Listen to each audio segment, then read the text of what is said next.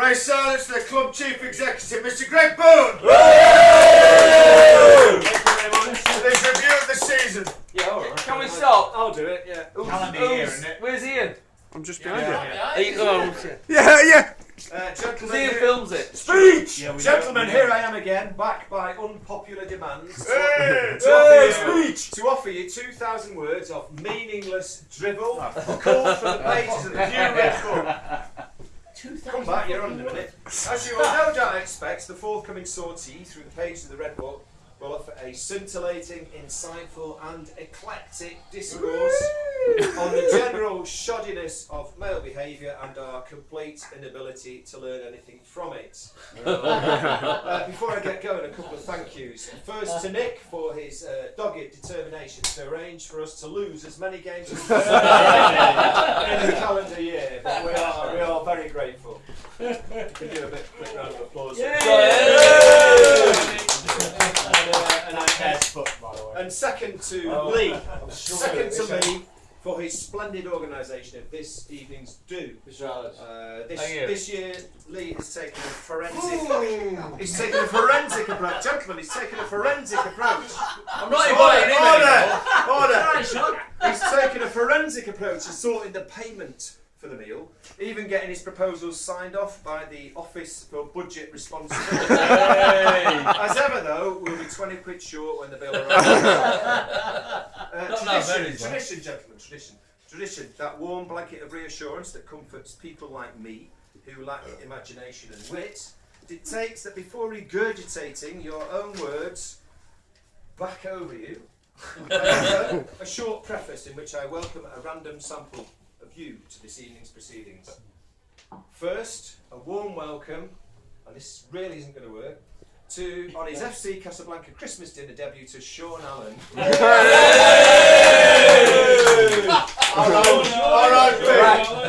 this is why I was asking for a fucking pen. Come on, dude. You're in the arse. You're not Cole Allen. A medical practitioner, a martial arts expert, and an uncompromising centre half have all remarked on our utter foolishness at having him back. Second, another warm welcome, and this doesn't work either because he's fucking gone. Or big shout goes to Matt Simonite, our latest, youngest player in the squad.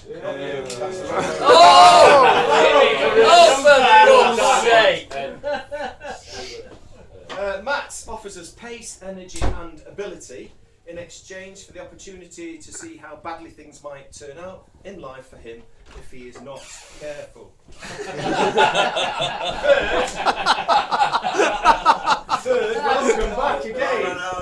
Third, welcome back again to Ed Worsley, whose remarkable long-running but increasingly limp battle with the grave continues to excite and confound in equal measure.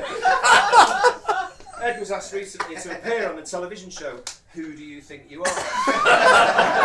Although he replied that he couldn't remember. Fourth, yeah, you're on now, mate.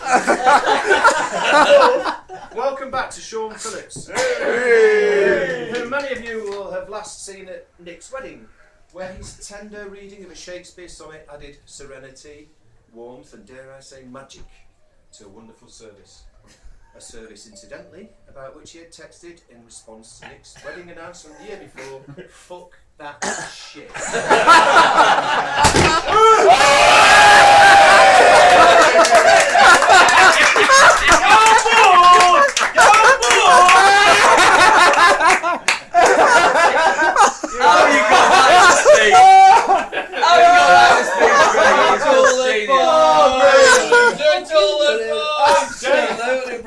Too soon now. I was just Dave Gamble was just putting on weight recently.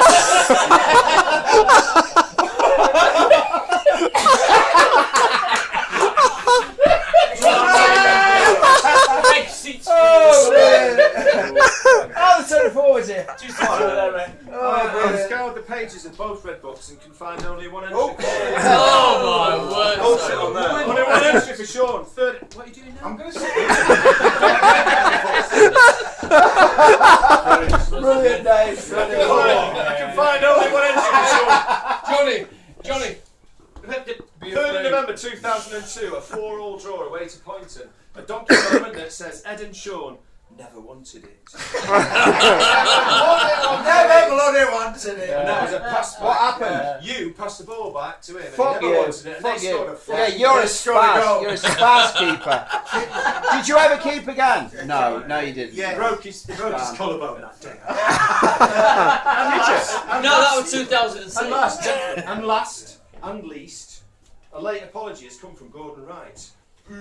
Over the years. He had a better meal to go to. He did. A bigger meal, not a better one. No, he's not here either. Over the years, I have been rather unkind to Gordon, but not, I am sure you will agree, as unkind as the years themselves have been. Without further ado, come with me now as I open the Red Book. Our first match in 2014, I can go quickly through these bits. We're not really very quick. Our first match in 2014 took place on the 5th of January at cold and dull Beechief. Oh, yeah. Yes. Home to our most loved moaners, De La Salle. We very much offered a January sale that day, losing 4-0. I topped the donkey moment list for a seemingly impossible 1-yard miss and for the absurd list of excuses they offered afterwards, each of which, in the spirit of the club, I stand by to this day. Lloyd won man of the match, and I was joined on the donkey moment list by Matt pulling out cheerily on the morning of the match, Ed's "oh shit," revealing a 30-yard gap created by his being out of position, and Nick for forgetting his moisturiser. We did, however, drive off without paying, so in the end, I hear the screech of the wheel.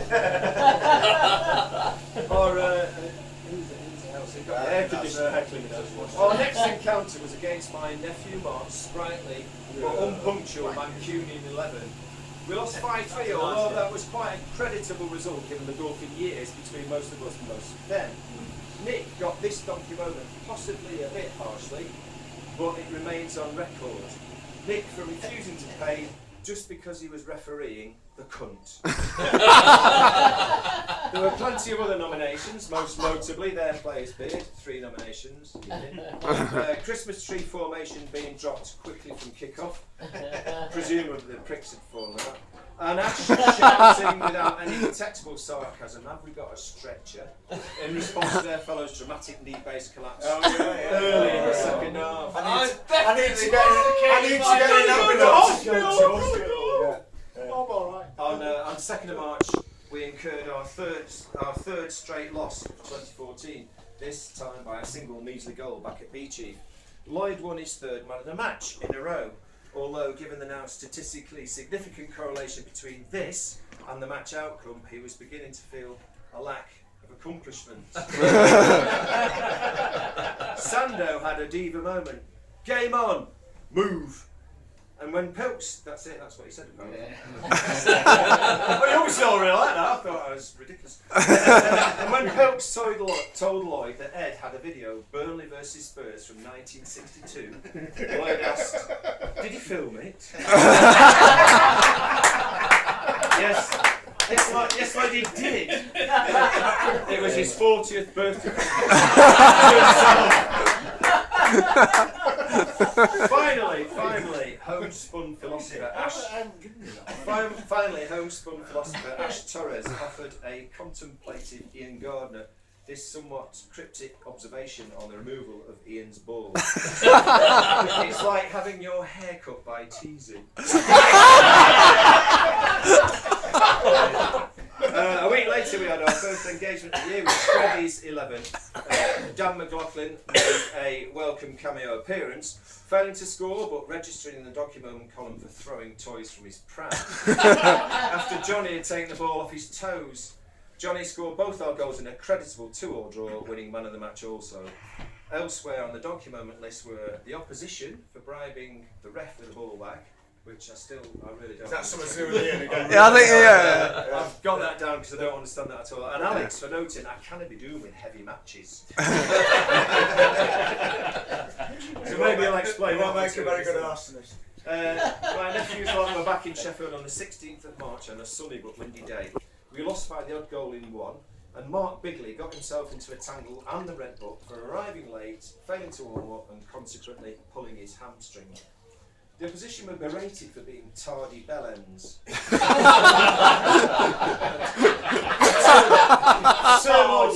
term also used to describe Teasy for the manner in which he claimed his food in the pub. Hoping for and quietly sensing our first win of 2014, we were disappointed to draw 1-1 with Sheffield FC's Vets in our next fixture. This was Mark Herbert's farewell game, and on a second ballot, out of sentiment and self-interest, we needed new kit socks. He was awarded man of the match. Ashes Crossing made a welcome return to the level, and he also reprised the Alert Flink. Apparently so.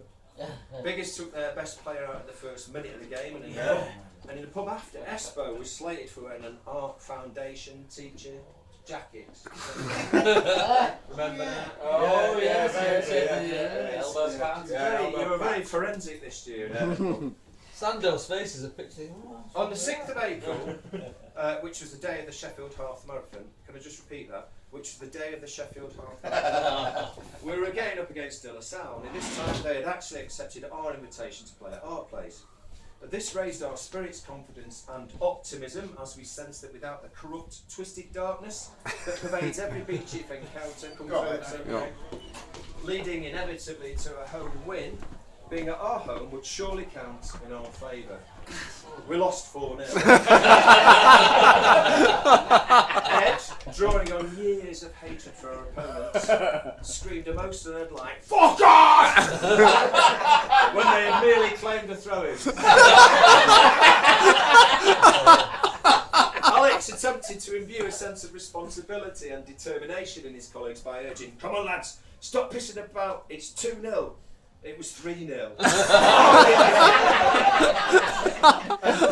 and Pete arrived. And Pete arrived after the game had finished. looking confused at the wheel of a lorry load of bottled water. Do you remember what I said about Sheffield? Yeah, we got it. All right, I made that up. Oh, you're brilliant. We're really hard at that one. Yeah, I deserve the waters to ship. Pete arrived confused. You know him, That's figuring it out, yeah. 3 weeks later, we were visited again by Shreddy's merry band of travellers, who inflicted a 3-1 defeat upon us. Scout Dan scored our goal, which earned him 2 Man of the Match nominations. Alex let in 3 goals, which earned him 7 nominations. Lloyd was donkey moment for an uncharacteristically error-strewn first 20 minutes. And he was joined on the role of shame by Pete, the playing centre mid when he should have been right back. He's starting to corner now. Yeah. And the result for being unfair. Before our next game, some of the squad took a well-earned break in Hamburg for European leg of mixed stag celebrations. Idiots arrived from as far afield as Bury and Bahrain. Nick quickly set the tone for the occasion by holding a broken beer bottle to Chris Parker's throat. Alex showed the inevitability of the Scottish referendum outcome by happily spending other people's money on drinks for complete strangers.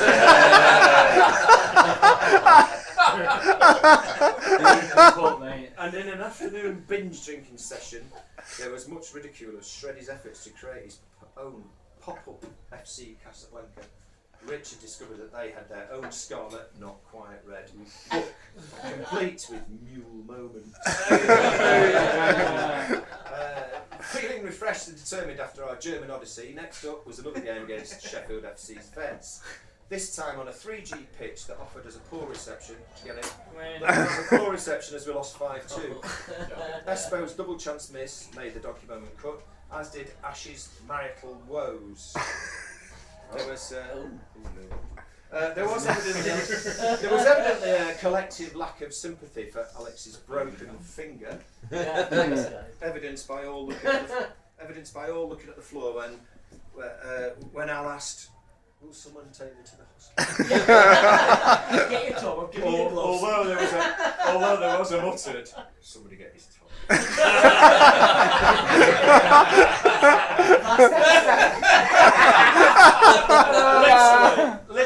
Literally, to add insult to injury, Alex was donkey momented for not phoning us up to find out.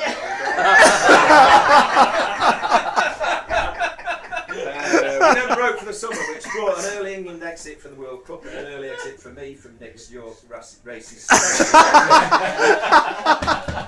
Nick's wedding took place against all the odds, and the smiling occasion was untarnished by ill discipline from any club member. Except maybe Ash. Sorry, that was in the margins. Nick and Leah amused us all with speeches that stayed fresh in our memories for days. Mainly because that's how long That's how what? It's true. how long they lasted. No. That wasn't the only FC Casablanca summer wedding in August. Quietly and without fuss or indeed pleasure, Ed got married. After a whirlwind 35-year courtship. Summer break complete on the 14th of September. To open the 14-15 campaign, Shreddy and his gang of criminals, lunatics and confidence tricksters arrived at HSBC. Sean Allen made a welcome return to the side, albeit a brief one, as he went off knackered after 10 minutes. Biggers moaned about being in net. He was not the only one to moan about that. Torres was mysteriously absent, and Pete arrived late, went in the wrong changing room, and changed his lower kit twice, ending up wearing white shorts the wrong way around. We lost again.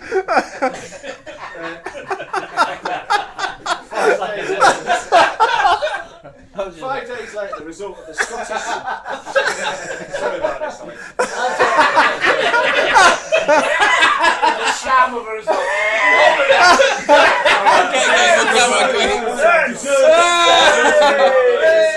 I'll stand down there, just Tiramisu.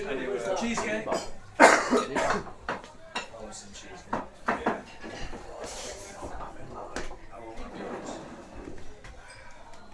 That's tiramisu. Oh, I like it.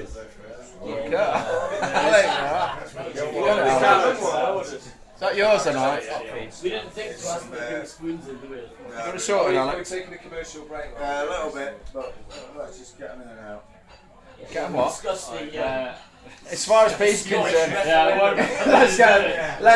let's get him in and not out. Do you want me to tell you this? Pete, you're in charge of the How did it Well, we go? don't want to. Have we got a picture of the chair? Yeah. We have no. Prone on the floor. 5 days later, the result of the Scottish independence referendum was announced. The outcome being no, not at those prices. This disappointed the FC Casablanca hierarchy as it dawned on us that, like a turd bobbing up in a flush toilet, we would not now be rid of Alex. Cheers. Anyway, have your dessert.